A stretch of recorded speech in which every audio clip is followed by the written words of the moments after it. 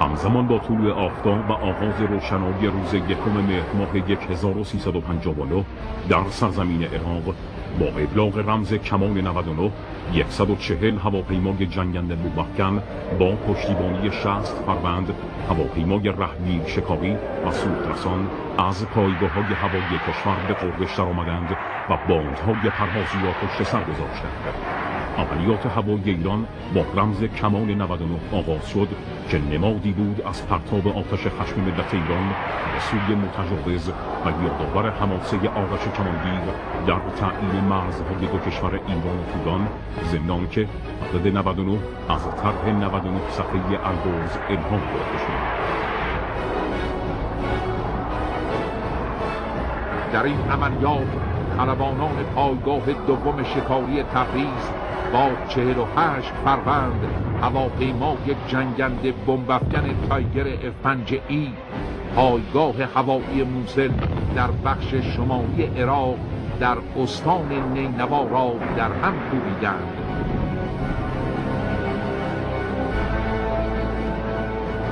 تیز پروازان پایگاه سوم شکاری همدان با 16 فروند هواپیمای جنگنده بمب‌افکن فانتوم F4E به پایگاه هوایی کوت در استان میسان حمله کردند. خلبانان پایگاه چهارم شکاری دسفول با تعداد 40 فروند هواپیمای جنگنده بمب‌افکن تایگر F5E پایگاه هوایی ناصریه در استان سیهار عراق را آماج حمله خود قرار داده و خلبانان پایگاه ششم شکاری بوشهر نیز با تعداد 12 فروند هواپیمای فانتوم F4E به پایگاه هوایی شعیبیه در استان بصره عراق حمله کردند و تیز پروازان پایگاه یکم شکاری مهرآباد تهران با 12 فروند هواپیمای فانتوم F4E پایگاه هوایی الرشید در جوار بغداد را در هم کوبیدند.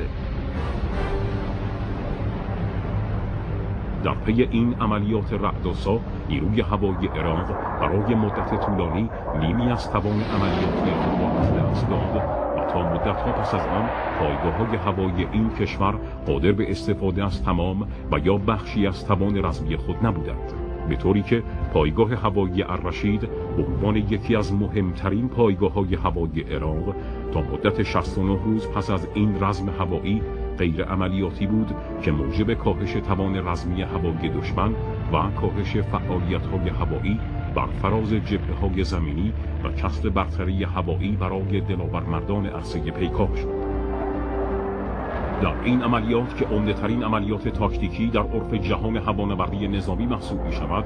نیروی هوایی ارتش جمهوری اسلامی ایران از 2 نوع هواپیمای جنگنده بمب‌افکن برای بمباران اهداف خود سود جست.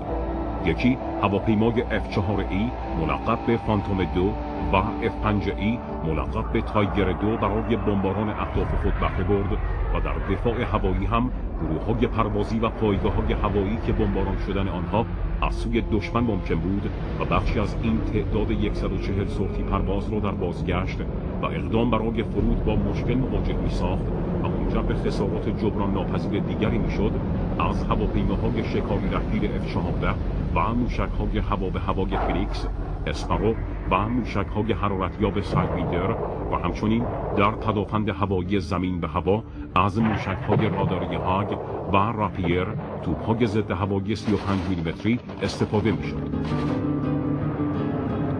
کشورهای دوست و همپیمان عراق شامل کشورهای عرب منطقه و برخی کشورهای اروپایی نظیر فرانسه و آلمان و از همه مهمتر ایالات متحده آمریکا با پاسخ قاطع نیروی هوایی ایران بی هیچ تردیدی دریافتند که محاسبات آنها چندان دقیق و مبتنی بر اطلاعات درست و حقایق نبوده و ارتش ایران با تکیه بر پرسنل فداکار خود از توان دفاعی قابل توجهی برخوردار است. خبرگزاری‌های غیر ایرانی هم با اذعان به مهارت خلبانان ایرانی و قابلیت‌هایی که در عرف این جنگنده‌ها نیز پیش‌بینی نشده بود، مجبور به بازتاب این حمله گسترده شدند. آنها پرواز خلبانان ایرانی را اعجاب برانگیز و قابلیت مناف آنها را در برابر پدافند هوایی بغداد بی‌نظیر توصیف کردند. اما آنچه در لابلای این اخبار بیشتر به چشم می‌خورد،